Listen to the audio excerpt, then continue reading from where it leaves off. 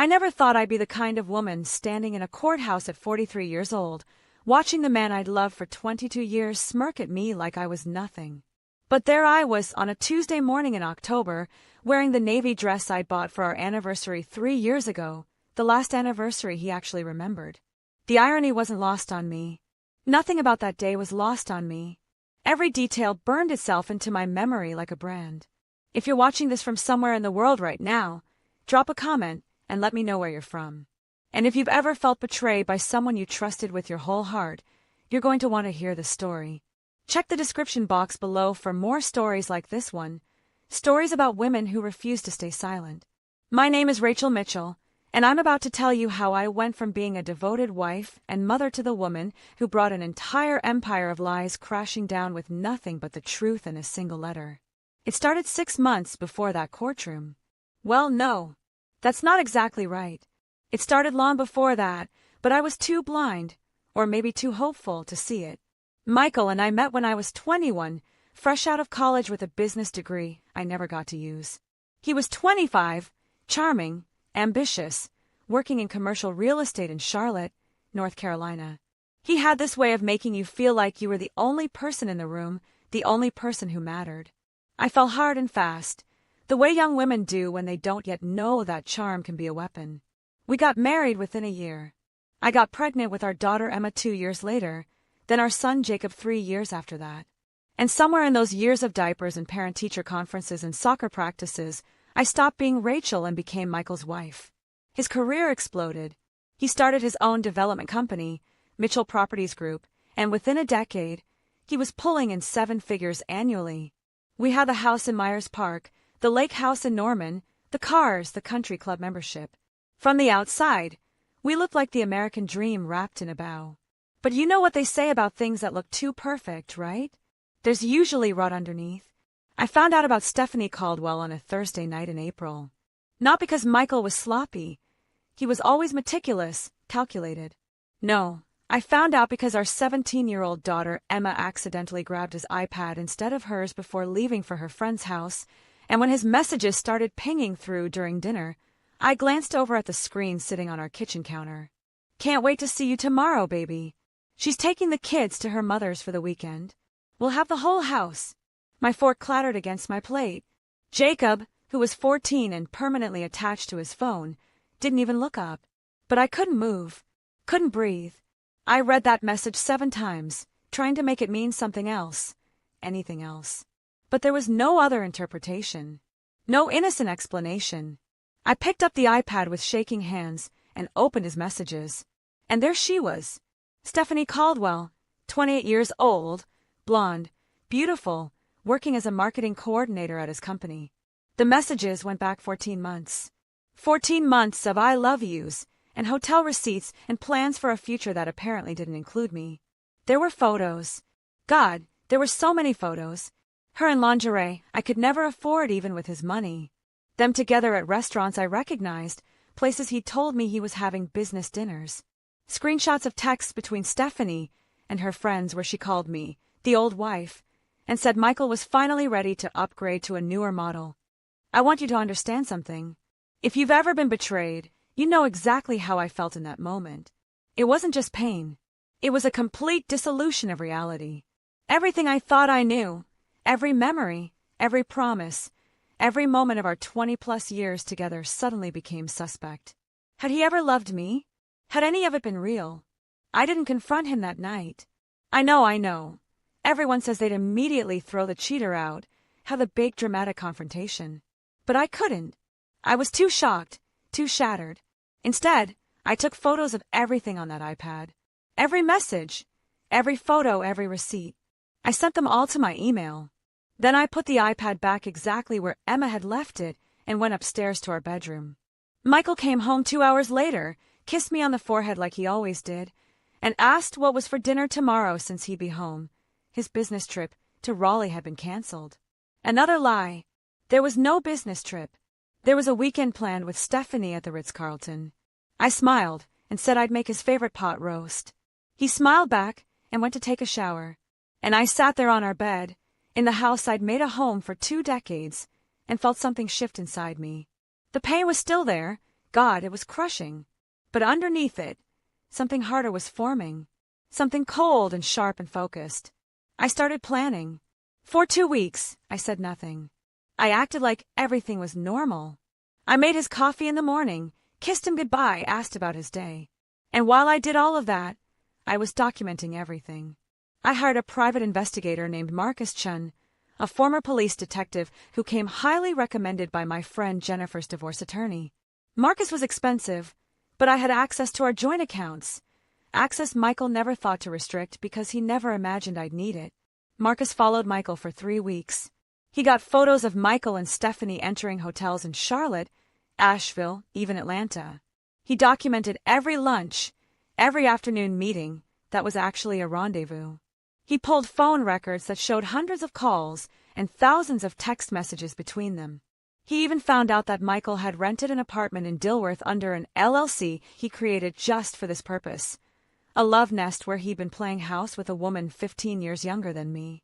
But here's what really broke me. Marcus discovered that Michael's mother, Patricia Mitchell, knew everything.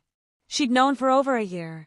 There were text messages between Michael and his mother where she encouraged him to be happy and said that I was holding him back from his full potential.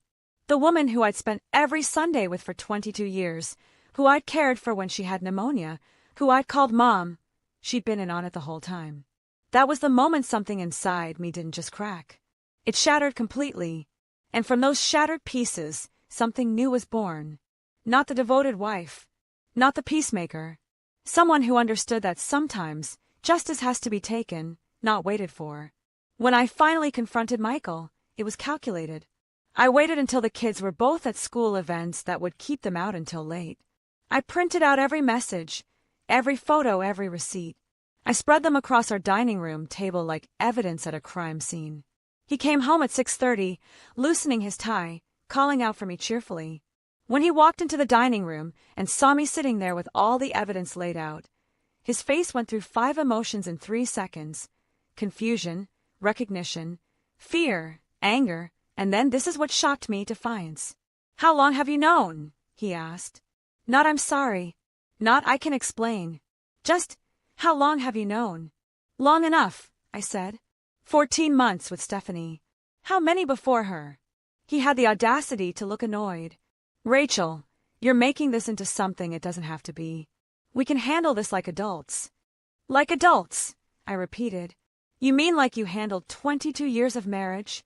By lying and cheating and planning a whole separate life behind my back?" He sighed, like I was being unreasonable. "I haven't been happy for years. You know that. We've been living like roommates. Stephanie makes me feel alive again. She's young, ambitious, fun. She wants the same things I want." Each word was a knife, but I kept my face steady. "And what about Emma and Jacob? They're almost grown. They'll understand eventually. People fall out of love, Rachel. It happens. And your mother knew. She approved. He didn't even have the decency to look ashamed. My mother wants me to be happy. That's what mothers do." That was when I knew. This wasn't just about an affair. This was about complete disregard. I wasn't a person to him anymore. I was an obstacle. "I want a divorce," I said quietly. "Good," he replied. "So do I. But let's be clear about something, Rachel. You signed a prenup. You have no skills, no recent work experience, no income of your own. You'll get whatever the prenup says you get, and that's not much. The house, the company, the investments, they're all mine. You can walk away with whatever settlement the prenup stipulates, or we can fight this out in court and you'll spend whatever you do get on legal fees. Your choice." He left that night, packed a bag right there while I watched, and walked out of our home like it was nothing. Like I was nothing. Like 22 years of loyalty, sacrifice, love, and partnership meant absolutely nothing. But here's what Michael didn't know. That prenup he was so confident about, it had a clause, a very specific clause that his hotshot lawyer had insisted on back when we were 20-something kids in love. A morality clause that stated if either party engaged in infidelity during the marriage, the prenup was null and void, and the injured party was entitled to a fair and equitable division of all marital assets. Michael's lawyer had insisted on it to protect Michael's future assets from me if I ever cheated. The irony was almost poetic. I had the evidence. I had the timeline. I had the photos, the messages, the witnesses, the apartment lease, everything. And I had a lawyer of my own now, Diane Sharp, a 56-year-old divorce attorney with a reputation for being absolutely ruthless when it came to cheating spouses who thought they could walk away unscathed. But I didn't tell Michael any of that. I let him think he'd won. I let him believe I'd roll over and accept whatever scraps he was willing to throw me. And while he got comfortable in his arrogance, Diane and I built our case. We built it carefully, methodically, with every single piece of evidence documented and verified. And that's how, 6 months later, I ended up in that courtroom, watching the man I'd loved smirk at me like I'd already lost. The courtroom was smaller than I'd expected. Not like the grand, dramatic spaces you see on TV with high ceilings and dark wood paneling. This was Mecklenburg County Courthouse, Family Court Division, and it looked like every other government building: fluorescent lights, beige walls, uncomfortable chairs bolted to the floor. But the ordinariness of a space didn't diminish what was about to happen. If anything, it made it more surreal. Michael sat at the defendant's table with his attorney, Richard Benson, a partner at one of Charlotte's most prestigious firms. Richard looked exactly like you'd expect: silver hair, expensive suit, the kind of confidence that comes from winning more cases than losing. Michael wore a charcoal suit I'd helped him pick out 2 years ago for a business presentation. He looked good. He always looked good. That was part of his power. And beside him, in the gallery right behind his table, sat Stephanie Caldwell and Patricia Mitchell. Together, like they were a family and I was the outsider. Stephanie wore a cream-colored dress that probably cost more than I was currently living on per month. Her blonde hair was styled in perfect waves. She kept touching Michael's shoulder, leaning forward to whisper things in his ear. And my former mother-in-law, Patricia, sat right beside her, nodding along like this was all perfectly normal and acceptable. I sat at my table with Diane. My hands were folded in my lap, and I was doing everything in my power to keep my face neutral. Diane had coached me extensively. "Don't react," she'd said. "No matter what they say, no matter how they try to provoke you. You stay calm, you stay dignified. We're not here to fight. We're here to present facts." Judge Helen Morales entered, and we all stood. She was in her early 60s, a no-nonsense woman who'd been on the bench for 15 years and had a reputation for seeing through manipulation. That's why Diane had been relieved when we'd drawn her. "She won't tolerate games," Diane had said, "and that works in our favor." The proceedings began with Richard Benson presenting Michael's case. He painted a picture of a marriage that had naturally deteriorated over time, a wife who had become distant and disengaged, a successful businessman who had tried everything to save the marriage but finally had to make the difficult decision to move forward with his life.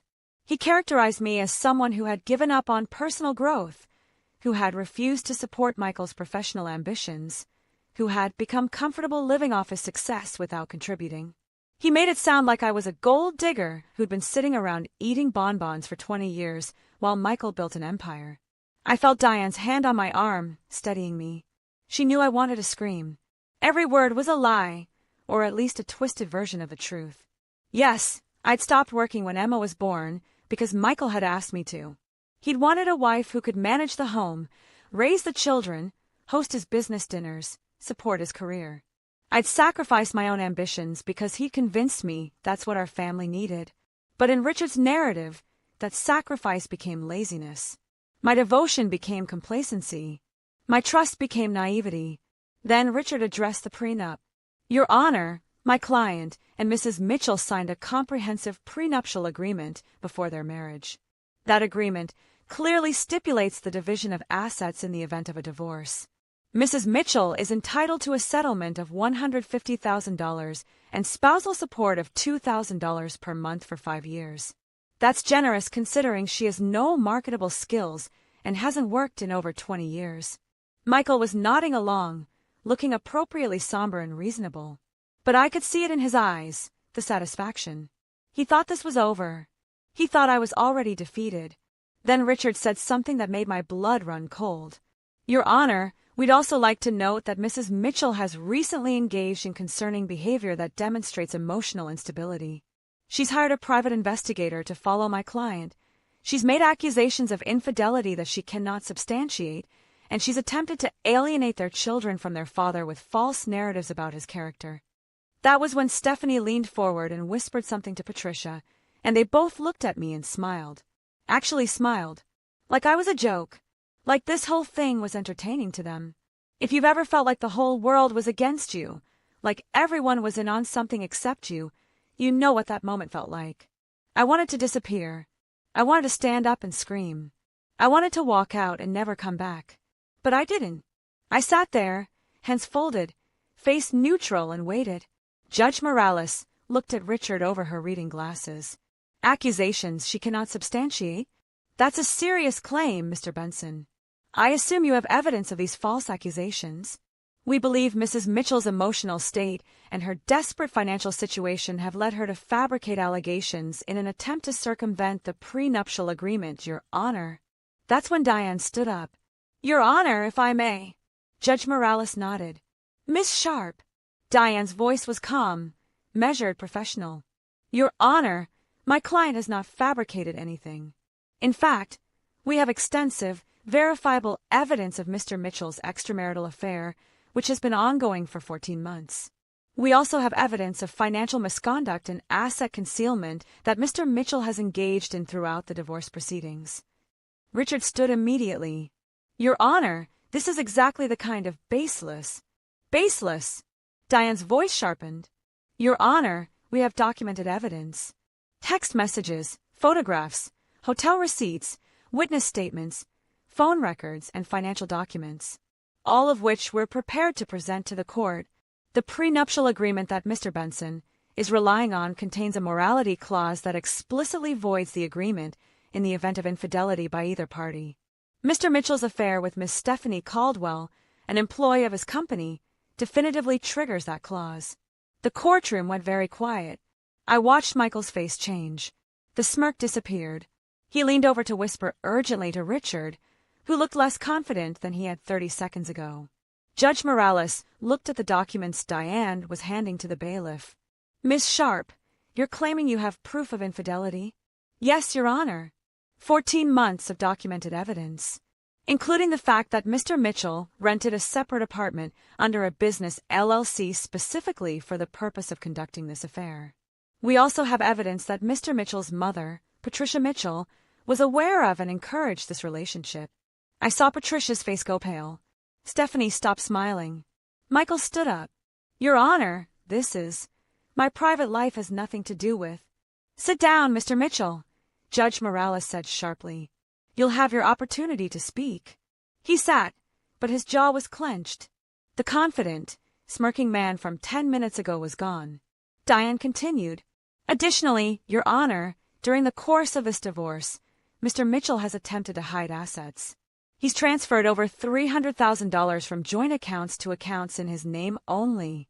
He's made large cash withdrawals that he cannot account for. He's given expensive gifts to Ms. Caldwell using marital funds. All of this is documented in our filing. Richard was shuffling through papers, clearly trying to find a rebuttal. Michael was whispering at him angrily, and behind them, I could hear Stephanie saying something to Patricia in a panicked whisper. But here's what none of them knew. Here's what we've been saving for this exact moment. Diane looked at Judge Morales and said, Your Honor, there's one more document we'd like to submit to the court. A letter written by my client, addressed to the court, detailing the full extent of Mr. Mitchell's deception and the impact it has had on her and their children. It's not just about the affair. It's about a pattern of manipulation, financial control, and emotional abuse that has spanned years. Judge Morales nodded. I'll accept it. Bailiff. The bailiff took the letter from Diane and handed it to Judge Morales. And as she began to read it, I watched Michael's face. He wasn't looking at me anymore. He was staring at the judge, and for the first time, I saw real fear in his eyes. The letter was 5 pages long. Diane and I had worked on it for weeks. It wasn't emotional ranting. It wasn't bitter accusations. It was a clear, detailed, factual account of our marriage from my perspective. I'd written about the business decisions Michael had made using my ideas but taking credit for, the times he belittled me in front of his colleagues, the way he'd systematically isolated me from my friends by scheduling things so I couldn't attend their gatherings, the financial control, how I'd had to ask permission to spend money on anything beyond groceries, while he spent thousands on Stephanie without a second thought. I'd written about the impact on Emma and Jacob, how Emma had found out about the affair because Stephanie had called Michael's phone during a family dinner and Emma had answered it, and Stephanie had said things no 17-year-old should hear. How Jacob had overheard Michael telling his mother that he couldn't wait to start over with Stephanie and finally have the family he deserved. And I'd written about Patricia's betrayal. The text messages where she called me deadweight and told Michael he was too good for me. The conversations where she'd helped him plan how to minimize what I'd get in the divorce. Every word was true. Every word was documented. And every word was designed to show the court exactly who Michael Mitchell really was. Judge Morales read the entire letter in silence. The courtroom was so quiet I could hear my own heartbeat. Michael was gripping the edge of the table, so hard his knuckles were white. Richard was reading his own copy, his face getting progressively more grim. And behind them, Stephanie and Patricia had stopped whispering entirely. When Judge Morales finished reading, she looked up. She looked at Michael first, then at Stephanie and Patricia, then at me. Her expression was unreadable, but her voice, when she spoke, was ice cold. Mr. Mitchell, I'm going to ask you a direct question, and I advise you to answer truthfully. Have you been engaged in an extramarital affair with Miss Stephanie Caldwell for the past 14 months? Michael opened his mouth, closed it, looked at Richard, who gave him a tiny nod. Your Honor, my personal relationships.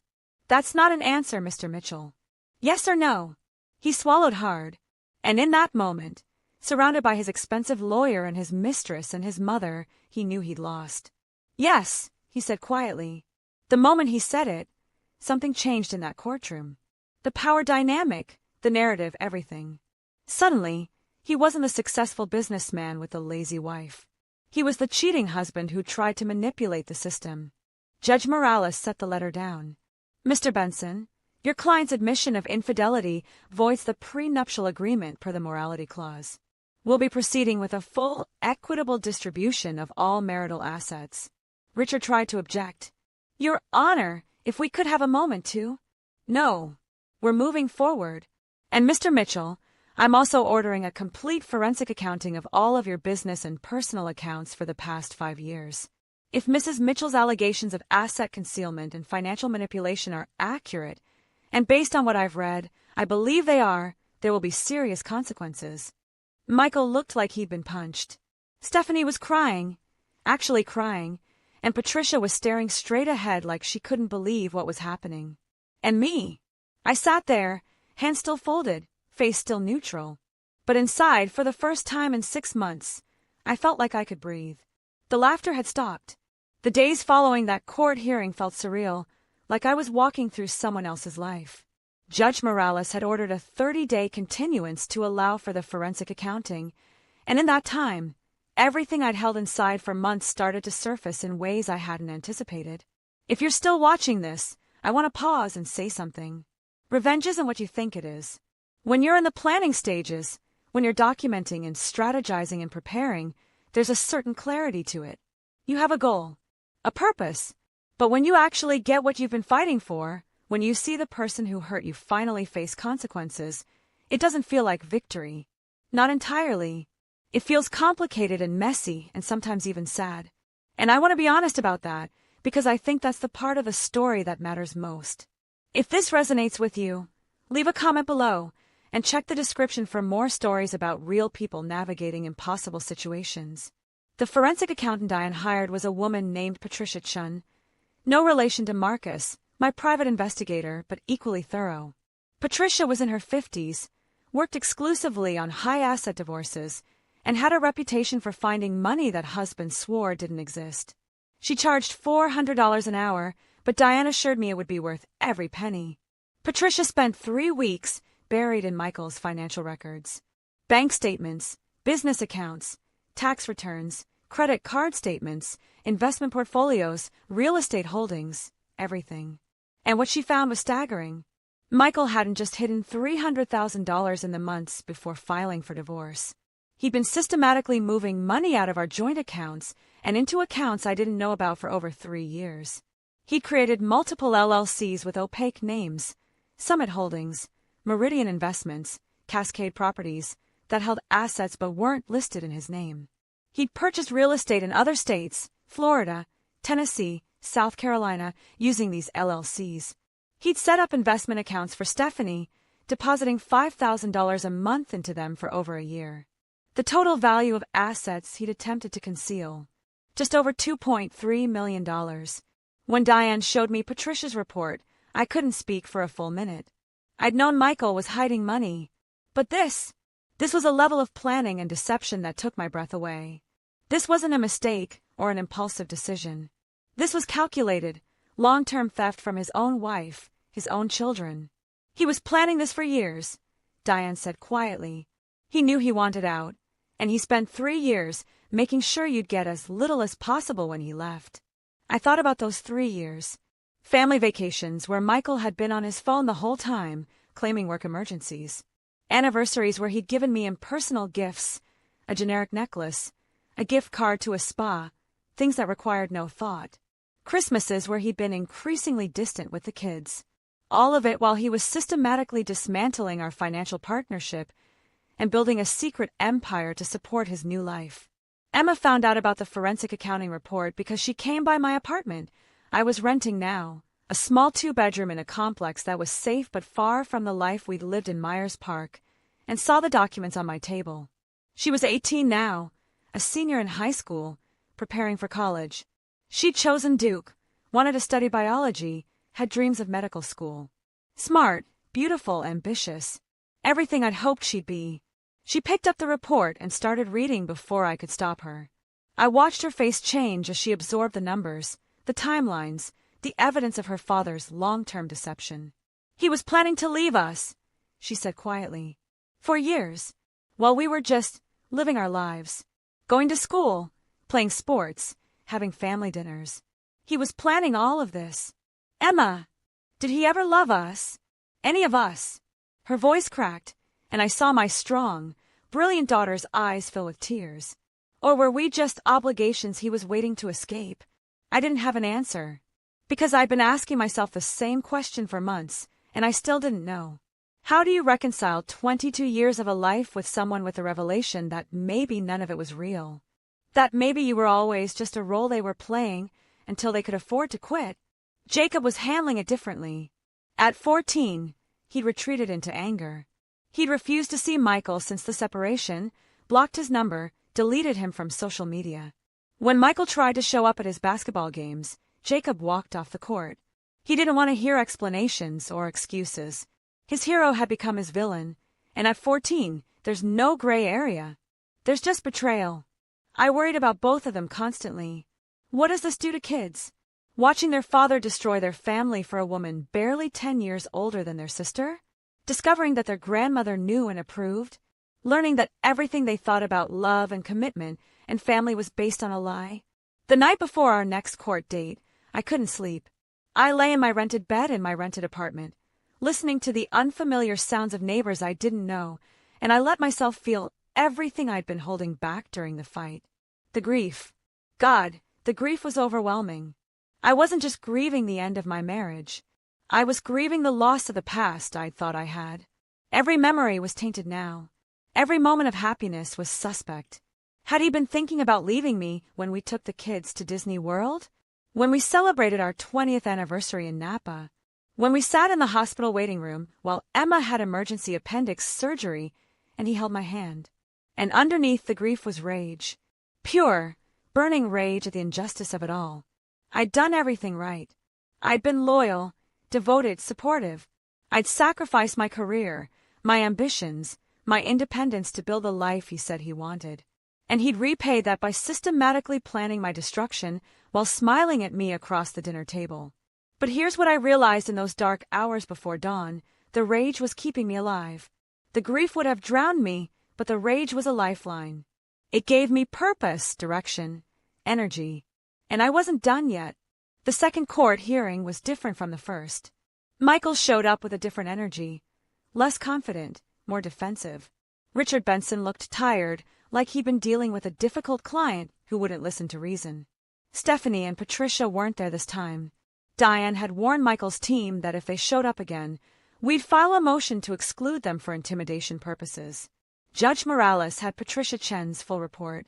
She spent the weekend reading it, all 187 pages of financial analysis, documentation, and evidence of asset concealment.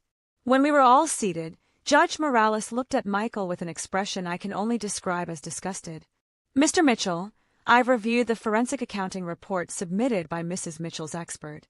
In my 15 years on this bench, I have never seen such a comprehensive and calculated effort to defraud a spouse. You didn't just hide assets. You constructed an elaborate system of LLCs and accounts specifically designed to deprive your wife of her rightful share of marital property while spending marital funds on your extramarital relationship. Richard started to speak. Your Honor, if I could clarify. You cannot clarify fraud, Mr. Benson. The evidence is overwhelming. Mr. Mitchell spent over $150,000 of marital funds on Miss Caldwell, gifts, trips, rent for an apartment, monthly allowances. He purchased property using marital funds but structured it so that Mrs. Mitchell would have no claim to it. He moved $2.3 million out of traceable accounts into accounts designed to be hidden from his wife. Michael's face was red. He was gripping the table again, and I could see his jaw working like he wanted to interrupt but knew he couldn't. Judge Morales continued, Here's what's going to happen. First, all assets that were concealed, every LLC, every property, every account, will be included in the marital estate for equitable distribution. Second, Mr. Mitchell will reimburse the marital estate for every dollar he spent on Miss Caldwell. That's $150,000 that will be credited to Mrs. Mitchell's share. Third, because of the extent of the fraud and concealment, I'm ordering a 60-40 split of all marital assets in favor of Mrs. Mitchell instead of the standard 50-50. I felt Diane's hand squeeze mine under the table. This was more than we'd hoped for. Significantly more. Additionally, Judge Morales said, I'm ordering Mr. Mitchell to pay for all of Mrs. Mitchell's legal fees and expert witness costs.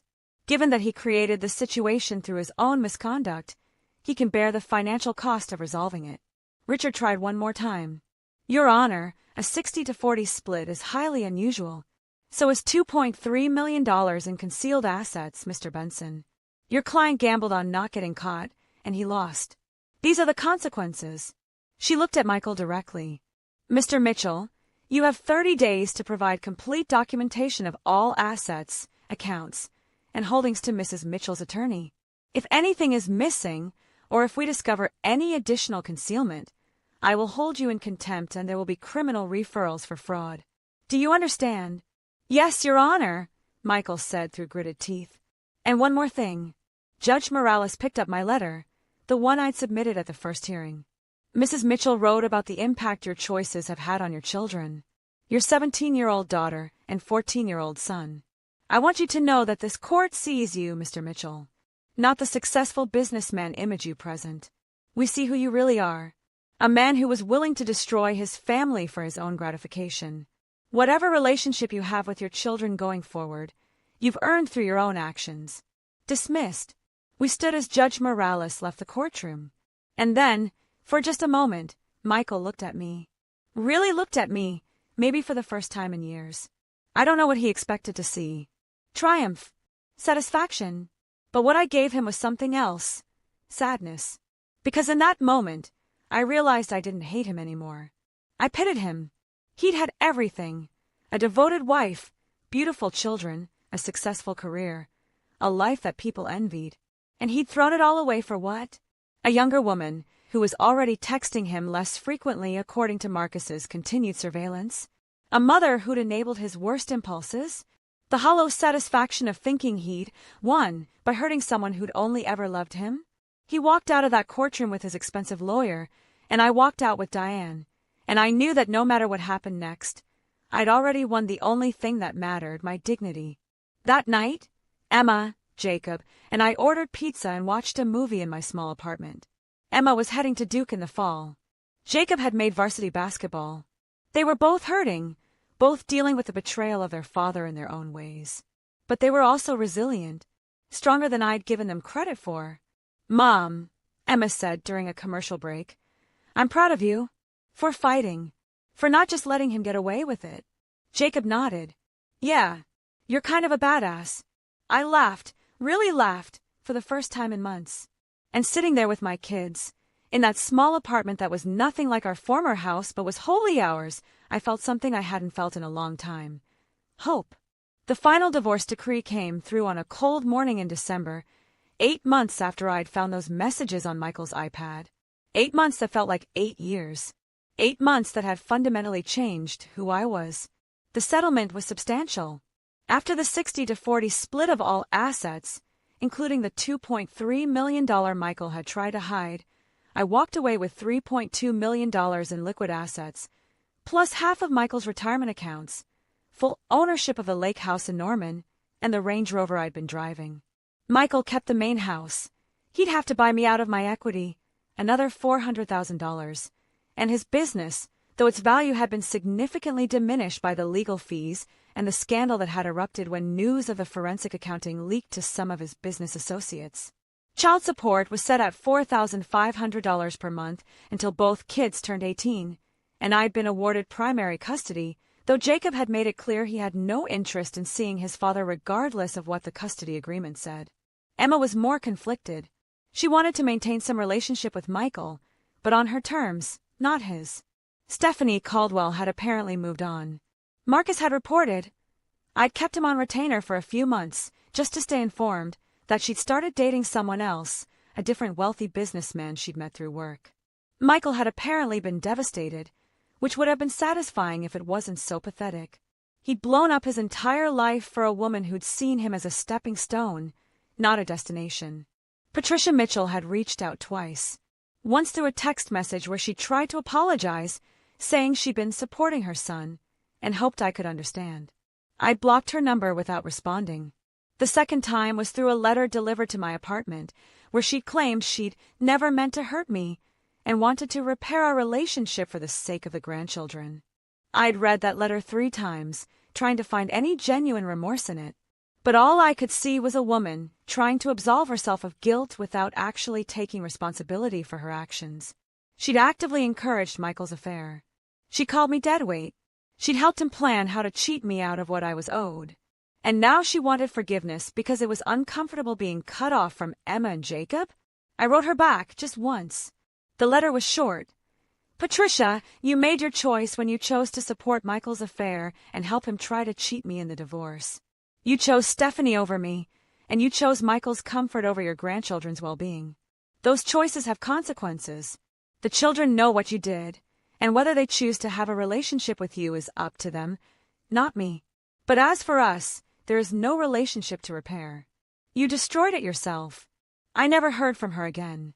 But here's what nobody tells you about revenge, about justice, about finally getting what you're owed. It doesn't fix you. It doesn't erase the damage, or heal the wounds, or make you whole again. The money was life-changing, don't get me wrong. After 22 years of having to ask permission to spend anything significant, having financial independence was profound. I could make decisions about my life, my children's futures, my own future without consulting anyone or justifying anything. But the trauma was still there. The betrayal still hurt. I still woke up some mornings forgetting, just for a moment, that my marriage was over. I still reached for my phone sometimes to text Michael about something funny Emma said before remembering that he wasn't my person anymore. That maybe he never really had been. Therapy helped. Dr. Sarah Brennan, a psychologist who specialized in divorce recovery and betrayal trauma, became a steady presence in my life. Twice a week, I sat in her office and unpacked 22 years of a relationship that I was still trying to understand. You're grieving multiple losses, she explained in one session. The marriage you had, yes, but also the marriage you thought you had, the past you believed was real, the future you'd planned, the identity you held as a wife, as part of a partnership, and perhaps most painfully, your trust in your own judgment. You chose this man. You love this man. You built a life with him. And now you're questioning everything about those choices. She was right. The hardest part wasn't even Michael's betrayal anymore. It was my own anger at myself. How had I not seen it? There must have been signs. Red flags I'd ignored or explained away. Warning signals I'd missed because I was too trusting or too naive or too desperate to believe in the fantasy of a perfect marriage. You weren't naive. Dr. Brennan said firmly when I voiced this. You were a wife who trusted her husband. That's not a character flaw, Rachel. That's you holding up your end of a commitment he chose to violate. He's the one who lied. He's the one who deceived. He's the one who built a double life. You did nothing wrong by believing him. It took months for me to even begin to accept that, to stop blaming myself for his choices, to understand that being trusting isn't the same as being stupid, and that his betrayal said everything about him and nothing about me. Emma left for Duke in August. I helped her move into her dorm, met her roommate, a pre-law student from Raleigh named Jordan, and watched her start building a life separate from the wreckage of our family. She was thriving. She joined the biology club, started volunteering at a research lab, made friends who knew her as Emma, not as the girl whose dad had the messy divorce. Michael showed up on move-in day. Emma had told him she was okay with him being there, though she'd been clear about boundaries. He couldn't pretend everything was fine. He couldn't act like nothing had happened. He was there as her father, but on her terms. I saw him across the quad, helping carry boxes. He looked older, tired. There were lines on his face I didn't remember, gray in his hair that hadn't been there a year ago. He saw me, raised his hand in a tentative wave. I nodded back. That was the extent of our interaction, and it was enough. Later, after Emma was settled and we were saying goodbye, she hugged me tight. Thank you, she whispered, for fighting, for showing me what it looks like to stand up for yourself. I know it was hard, but I'm glad you didn't just let him walk all over you. I didn't do it for revenge, I told her. I did it for justice. For me, and for you and Jacob, because you both deserve to see that betrayal has consequences, that people don't just get to hurt others without accountability. I know, she said, and that's why it mattered. Jacob was doing better too. Therapy was helping him process his anger, though he still refused contact with Michael. His therapist said that might change eventually, or it might not, and either was okay. He was young, and the betrayal had been profound. Watching your hero become your villain at 14 years old leaves marks that don't fade easily. But he was excelling in school. Basketball was going well, and he had friends who supported him. And maybe most importantly, he was learning that it was okay to have boundaries, to protect yourself from people who hurt you, even if, especially if, those people were supposed to love you. As for me, I was rebuilding. Not the life I'd had, that was gone forever, but something new, something that was wholly mine. I'd started taking business classes at the community college. After 22 years, my degree was outdated, but I discovered I still had that spark, that interest in how businesses operated and grew. My professor, Dr. James Lynn, had pulled me aside after class one day and asked if I'd ever considered consulting. You have insights into relationship dynamics and trust building that would be valuable in corporate settings, he'd said, especially in family-owned businesses where personal and professional boundaries get complicated. You've lived through the worst-case scenario. You could help others avoid it. I'd laughed at first. The idea of turning my trauma into a career seemed absurd, but the more I thought about it, the more it made sense. I knew what it looked like when someone was hiding things. I knew the signs of financial manipulation. I knew how to document, how to investigate, how to build a case. And I knew how it felt to be the person everyone underestimated. I started with small consulting projects, helping women who suspected their husbands were hiding assets in divorce proceedings. Diane referred clients to me, and word spread. I wasn't a lawyer or a forensic accountant, but I was someone who'd been there. Someone who understood the emotional and practical realities of what they were facing. Someone who could help them ask the right questions and push for the right answers.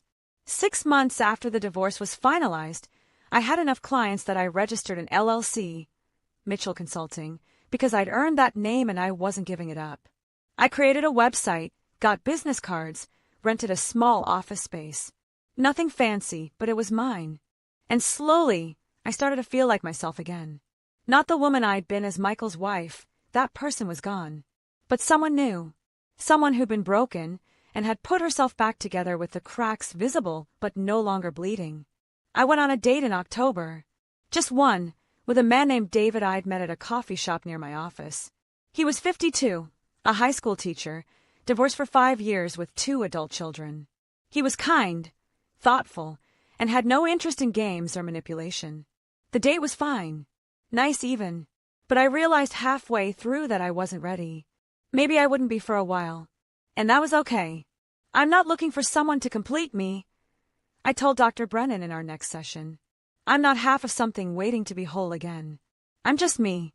And I need to figure out what that means before I can share it with anyone else. That's growth, she said with a smile. A year ago, you defined yourself through your relationship with Michael. Now you're defining yourself through your own values, your own goals, your own identity. That's everything. The kids came over for Thanksgiving. Just the three of us in my apartment, which had become home. Emma cooked. She developed an unexpected love of cooking at school, and Jacob helped. And we laughed and told stories and didn't mention Michael once until Jacob said, almost casually, he texted me yesterday, said he missed me. Emma and I both looked at him. What did you say? Emma asked. Nothing yet. Jacob pushed food around his plate. I don't know if I want to respond. Part of me wants to tell him to fuck off forever. But part of me, he trailed off, wants your dad back. I finished gently. The dad you thought you had before all this happened? Yeah. His voice was small, young. Is that stupid?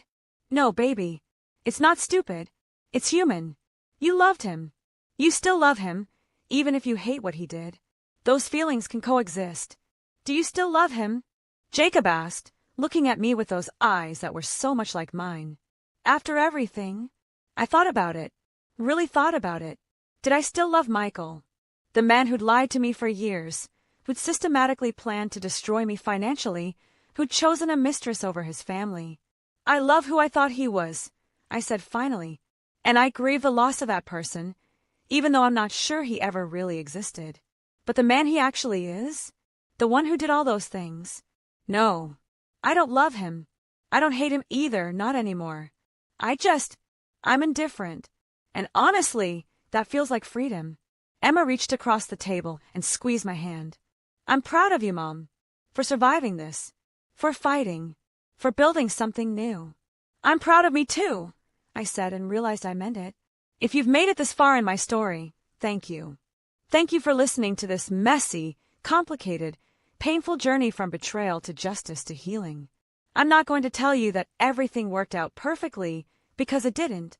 I'm not going to say that revenge solved all my problems, because it didn't. What the courthouse victory gave me wasn't happiness. It was a foundation to build happiness on. It gave me resources, yes. But more importantly, it gave me validation. It proved that I wasn't crazy, wasn't overreacting, wasn't the problem. It proved that what happened to me was real and wrong and worthy of consequences. And it taught my children, especially my daughter, that you don't have to accept betrayal quietly, that you can fight back with truth and evidence and dignity, that standing up for yourself isn't about being vengeful or bitter. It's about honoring your own worth. Michael and I cross paths occasionally. Charlotte's a big city, but not big enough. I see him sometimes at Emma's events. She's maintained a relationship with him, though it's nothing like what they had before. He's civil. I'm civil. We exist in each other's orbits, but no longer in each other's lives. I heard through Emma that he and Stephanie tried to get back together briefly after the divorce was finalized, but it didn't last. Apparently, the fantasy wasn't as appealing once it became reality and came with the baggage of his destroyed reputation and diminished finances. Last I heard, he was dating someone new, another younger woman, repeating the same patterns. Some people never learn. Patricia has no relationship with the kids. Emma gave her one chance, one lunch meeting where Patricia spent the entire time making excuses and playing victim. Emma walked out halfway through and hasn't spoken to her since. Jacob never even tried. I already lost my dad, he told me. I'm not wasting energy on a grandmother who chose his affair over her grandkids. As for me, I'm 44 years old now, a year past the worst day of my life, and I'm okay. More than okay, actually. My consulting business is growing. I'm taking care of myself. Therapy, yoga, cooking healthy meals, spending time with friends I'd neglected during my marriage. I'm rediscovering who Rachel Mitchell is when she's not defined by being someone's wife. And I'm learning that closure isn't something someone gives you. It's something you create for yourself by deciding that their chapter in your life is over and writing the next one on your own terms. The letter I wrote to that judge didn't just change my divorce settlement. It changed my life. Because in writing it, in documenting my truth, in refusing to stay silent about what had been done to me, I found my voice. And once you find your voice, once you use it to tell your truth, you can never really be silenced again. That's the real revenge. Not the money, though that helped. Not the justice, though that mattered. The real revenge was becoming someone who would never again accept being treated as less than I deserved. Someone who knew her worth and wouldn't negotiate it. Someone who understood that the greatest act of defiance against someone who tried to destroy you is building a beautiful life from the rubble they left behind. If you're going through something similar, if someone has betrayed you or tried to diminish you or told you that you'd walk away with nothing, hear this. They're wrong. You'll walk away with something far more valuable than whatever they tried to take. You'll walk away with yourself. And if you fight for that, if you document the truth and stand firm in your worth and refuse to accept injustice quietly, you'll walk away with justice too. The tables can turn. The laughter can stop. The person who tried to destroy you can end up facing consequences. It's not a fairy tale. It's not always clean or satisfying or complete, but it's possible. And sometimes, that possibility is enough to keep you fighting through the darkest days until you reach the light. So check the description box below. There are more stories like mine, stories of people who were broken and rebuilt themselves. Stories of betrayal and justice and survival and strength. Stories that prove you're not alone, even when you feel most isolated. Stories that remind you that endings can become beginnings if you're brave enough to turn the page. Thank you for being here. Thank you for listening.